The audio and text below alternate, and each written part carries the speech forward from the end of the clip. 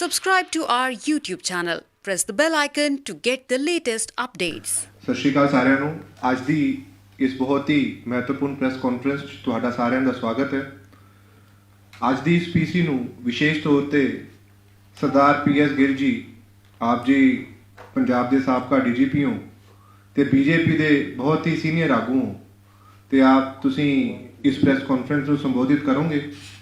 ਉਹਨਾਂ ਦੇ ਨਾਲ ਸਾਡੇ ਨਾਲ ਜੈਸਮੀਨ ਸੰਧਾਵਾਲੀਆ ਜੀ, ਆਪ ਜੀ BJP ਦੇ ਪੰਜਾਬ ਮੀਡੀਆ ਸੈੱਲ ਦੇ ਕਨਵੀਨਰ ਹੋ।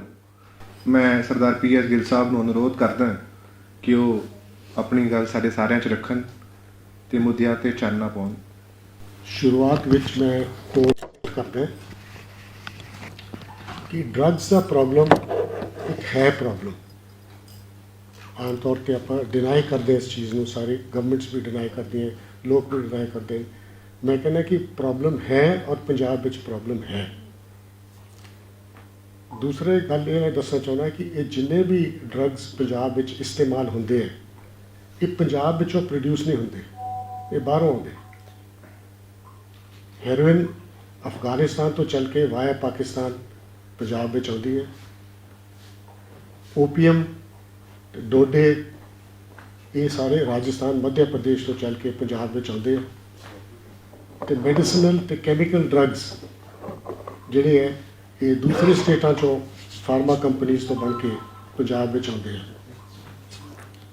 इस करके बहुत ज़रूरी है कि जिहड़ा ये बाहरों आ रहा माल ਇਹਨੂੰ ਕਿਸੇ ਤਰੀਕੇ ਨਾਲ ਰੋਕਿਆ ਜਾਵੇ, ਇੰਟਰਨੈਸ਼ਨਲ ਬਾਰਡਰ ਤੇ ਜਾਂ ਸਟੇਟ ਬਾਰਡਰਸ ਦੇ ਉੱਤੇ। ਇਹਦੀ ਰੁਕਾਵਟ ਅਗਰ ਹੋ ਜਾਏ ਤਾਂ ਪ੍ਰੋਬਲਮ ਕਾਫੀ ਹੱਦ ਤੱਕ ਹੱਲ ਹੋ ਜਾਏਗੀ। ਲੇਕਿਨ ਦੂਸਰੇ ਪਹਿਲੂ ਇਹ ਹੈ ਕਿ ਮਾਲ ਆ ਕਿਉਂ ਰਿਹਾ ਹੈ, ਇਹ ਚੀਜ਼ਾਂ ਆ ਕਿਉਂ ਰਹੀਆਂ, ਕਿਉਂਕਿ ਉਹਦੀ ਡਿਮਾਂਡ ਹੈ। ਡਿਮਾਂਡ ਇਸ ਕਰਕੇ ਹੈ ਕਿ ਜਿਹੜੇ ਯੂਥ ਹੈ ਫਰਸਟ੍ਰੇਟਡ ਹੈ ਕਿਸੇ ਵਜ੍ਹਾ ਨਾਲ, ਘਰੋਂ, ਬਿਜ਼ਨਸ ਤੋਂ, जॉब्स तो वो इनू इस्तेमाल करते हैं। जो ट्रक ड्राइवर्स है ज़्यादा टाइम ड्यूटी करना चाहते हैं, लेबर हैगी है वो भी इनू इस्तेमाल करते हैं। तो ये ड्रग्स जिहड़े है जिहदी आप डिमांड बंद नहीं करांगे ये बाहरों आते रहेंगे। सब तो डेंजरस ड्रग जिहड़ा हैगा वो है जिन्हों अजकल पंजाब में चिट्टा कहते हैं।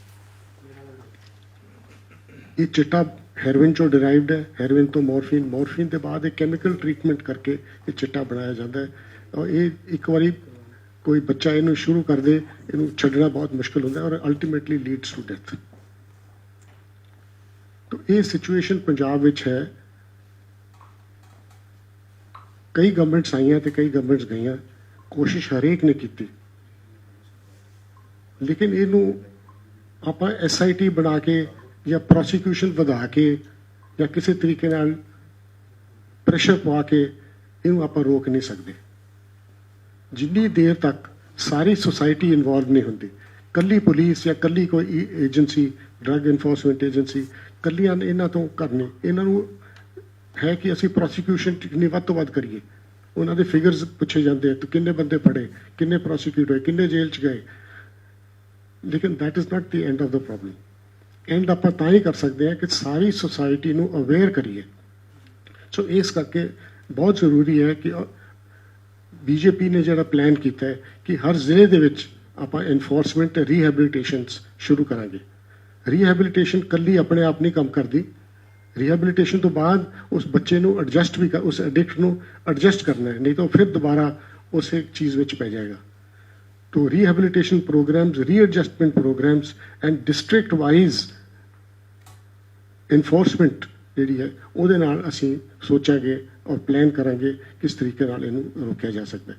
मैं थोड़े वास्ते कुछ फिगर्स स्लाइड्स बनाई हैं जिहदे नाल तुहानूं कुछ आइडिया आ सकता है कि आप इस वक्त इस प्रॉब्लम को किस तरह फेस कर रहे हैं। पाकिस्तान की ISI पूरे जोर शोर नाल कोशिश कर रही है कि पंजाब के यूथ को खराब किया जाए, इत्थे इहो जिहे ड्रग्स भेजे जाए जिहदे नाल उन्हां दी एडिक्शन वधे। पंजाबियत जिहड़ी इस वक्त एक देश के बांह बन के ताकत बन के बॉर्डर ते खड़ी है कि किस तरीके नाल वीक किया जाए। अगे ये चीज़ां बाय हैंड आउंदियां सी, बाय कुरीयर आउंदियां सीगियां, जां पाइप्स दे विच ਉਹਨਾਂ ਨੂੰ ਪਲਾਸਟਿਕ ਦੇ ਵਿੱਚ ਬੰਦ ਕਰਕੇ ਰੱਸੀ ਨਾਲ ਖਿੱਚ ਕੇ ਅੰਦਰ ਆਉਂਦੇ ਸੀ। ਹੁਣ ਇਸ ਵੇਲੇ ਉਹੀ ਮਟੀਰੀਅਲ ਜਿਹੜਾ ਬਾਈ ਡਰੋਨ ਆ ਰਿਹਾ ਹੈ ਤੇ ਇੱਥੇ ਕਈ ਪੋਲੀਟੀਕਲ ਪਾਰਟੀਆਂ ਹੈ ਉਹ ਇਸ ਚੀਜ਼ ਨੂੰ ਕੁਐਸਚਨ ਕਰਦੀਆਂ ਕਿ ਜੀ BSF ਨੂੰ ਜੂਰਿਸਡਿਕਸ਼ਨ ਕਿਉਂ ਵਧਾਤੀ, ਆ ਕੀ ਕਰਤਾ, ਸਾਡੇ ਵੱਲੋਂ ਸਾਡੀ ਪਾਵਰ ਲੈ ਲਈ ਤੁਸੀਂ, ਸਾਡੇ ਆ ਕਰਤਾ। ਦੇ don't realise that it is important to stop this thing from coming. And this अगर BSF ਦੀ jurisdiction ਵਧੀ ਹੈ because they can ਉਹ ਉਸੇ ਜਗ੍ਹਾ ਤਾਂ ਰੋਕ ਨਹੀਂ ਸਕਦੇ ਇਸ ਡਰੋਨ ਨੂੰ, ਉਹਨੂੰ ਕਈ ਵਾਰੀ ਚੇਸ ਕਰਨਾ ਪੈਂਦਾ, ਉਹਨੂੰ ਉਹਦੇ ਤੇ ਫਾਇਰ ਕਰਨਾ ਪੈਂਦਾ। तो they definitely need this jurisdiction। मैं तो चाहना कि ये तो भी ਵਧਾ ਕੇ ਉਹਨਾਂ ਨੂੰ ਦੇਣੀ ਚਾਹੀਦੀ ਹੈ ਜਿਹਦੇ ਨਾਲ ਇਸ चीज़ से रोक पाया जा सके। सर अगर रिहेबिलिटेशन सेंटर्स की बात करें पंजाब में तो ज़्यादा अच्छी नहीं है, जो भी नशा छुड़वाने के लोग वहाँ जाते हैं तो वहाँ पर भी जो है छोड़ने की बजाय मुझे लगता है कि वो ज़्यादा टॉक्सिक होगा। आपकी बात बिल्कुल सही है। These centres are not well managed, लेकिन गवर्नमेंट्स क्या कर सकती हैं, बेसिकली इंफ्रास्ट्रक्चर प्रोवाइड कर सकती हैं, रिलीफ प्रोवाइड कर सकती हैं। इनकी मैनेजमेंट सोसाइटी ने करनी है, सोसाइटी के साथ ही इसका ताल्लुक होता है और सोसाइटी में ही किस तरीके से ऑर्गेनाइजेशंस को बना के इस पर कंट्रोल करना चाहिए।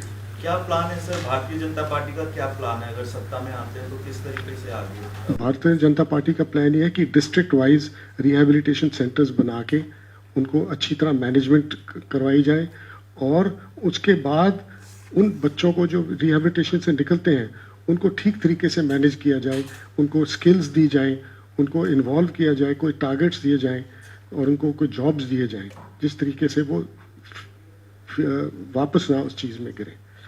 और डिस्ट्रिक्ट लेवल तक ही SIT बनाई। एक स्टेट लेवल SIT बनाने से, 4 अफसर लगाने से कुछ नहीं होगा। डिस्ट्रिक्ट में SIT होनी चाहिए जो इस पर पाबंदी लगाएगी।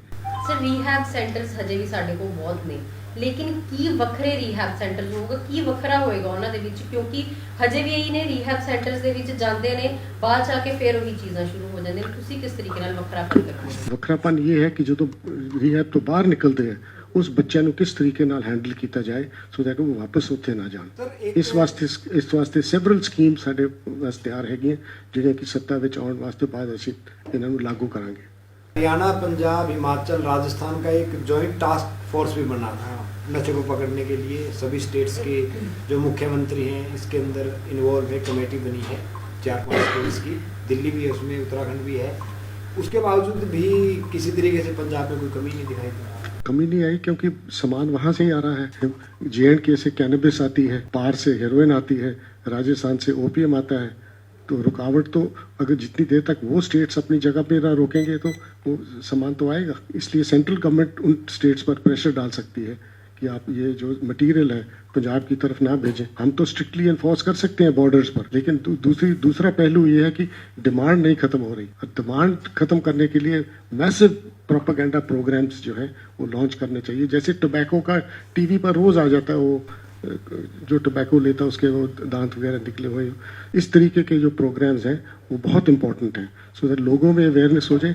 और ये स्कूल से शुरू होने चाहिए, छोटे बच्चों से शुरू होना चाहिए कि how to stay away from drugs. Families को इन्वॉल्व करना चाहिए, सोसाइटीज को इन्वॉल्व करना चाहिए, because this is a social crime.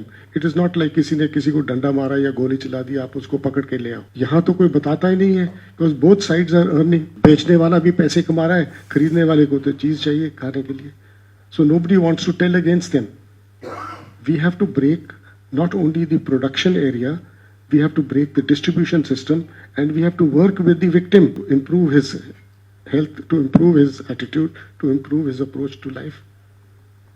Sir एक पंजाब में पारंपरिक नशे को भी जो है डिमांड चल रही है कि इसको लीगलाइज कर दिया जाए, भांग वगैरह, पोस्ट वगैरह, अफीम को भी खास तौर पर। मेरी पर्सनल ओपिनियन ये है कि government should not get into provision of alcohol, drugs, other things. ये गवर्नमेंट का काम नहीं है। इससे क्या कम नहीं होगा पंजाब में कंजम्पशन तभी कम होगा जब हम होगा, लोगों के पास पुलिस का डर नहीं होगा। But why should government do it? Government should not introduce drugs into the public. कल कोई मैं सुन रहा था, कोई पार्टी कह रही है कि यहाँ जो अल्कोहल है उसके ठेके सरकार खोलेगी। सरकार का काम है लोगों को शराब पिलाना। These are things which are left to the public. Sir हर सियासी पार्टी कहती है पंजाब एक बॉर्डर स्टेट हैगी है ਤੇ ਵੱਧ ਤੋਂ ਵੱਧ ਜਿਹੜਾ ਨਸ਼ਾ ਆ ਰਿਹਾ ਹੈ ਬਾਰਡਰਸ ਦੇ ਥਰੂ ਆ ਰਿਹਾ ਹੈਗਾ ਆ, ਇਹਨੂੰ ਕਿਸ ਤਰੀਕੇ ਨਾਲ ਰੋਕਾ ਜਾਏਗਾ, ਕਿਉਂਕਿ ਇਹ ਰੋਕਣਾ ਸਭ ਤੋਂ ਪਹਿਲਾਂ ਜ਼ਰੂਰੀ ਹੈ। I have just explained to you that जो हेरोइन है वो अफगानिस्तान से वाया पाकिस्तान आ रही है। यहाँ भी नहीं पहुंची, वो गुजरात तक भी पहुंच गए थे शिप लोड्स। तो दिस हेरोइन को किसी तरीके से रोकना है तो बॉर्डर पर ही रोका जा सकता है। कोरियर्स लाते थे पहले, अब ड्रोन्स लाते हैं। So the BSF and the security forces at the border are most important agencies to stop this kind of material coming from Pakistan. Pakistan तो चाहता है कि हमारे यूथ खराब हो। ਸਰ ਇਹ ਤਾਂ ਹੈ ਕਿ ਆ ਰਿਹਾ ਹੈ, ਰੋਕਿਆ ਕਿੱਦਾਂ ਜਾਏਗਾ, ਰੋਕਣਾ ਕਿਸ ਤਰੀਕੇ ਨਾਲ ਹੈਗਾ ਹੈ, ਇਹਦਾ ਕੋਈ ग्राउंड प्लान ਤਾਂ ਚਾਹੀਦਾ होएगा। ग्राउंड प्लान BSF ने बनाया हुआ है, उनके साथ सेपरेटली आपकी बात करवा देंगे। They know how to stop this at the border and they will do it. I have remained in the BSF. I have seen how they work, and once the instructions are given to them, they will definitely stop it. They already started, in fact, with higher technology and more patrolling, better control at the borders. I hope we have been able to satisfy your queries.